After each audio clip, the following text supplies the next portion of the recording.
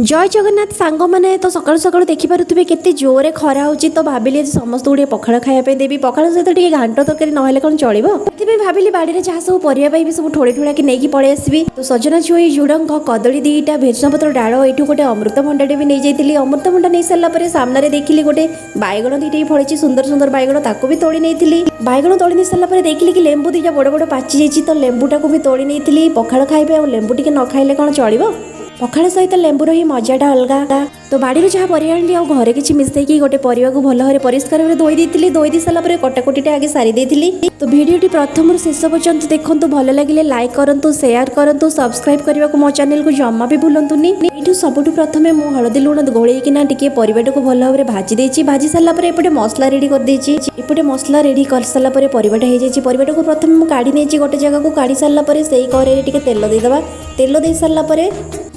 तेल देकी आम जहाँ प्रथम भेषण डालटा आनी से पत्रटा को सीटी देवा कहीं यहाँ गोटे औषधीय काम देते भेषण पत्रटा जहाँ मसला करती सब गोले गोला गोटे भल भाव में मसला कषि दे सारापर परिवाटा को पकई घाटी देती परिवा सहित किसी सीझा सोला पकई देकी घड़ी देती घड़ी सारापर देखिपे पूरा हो जाए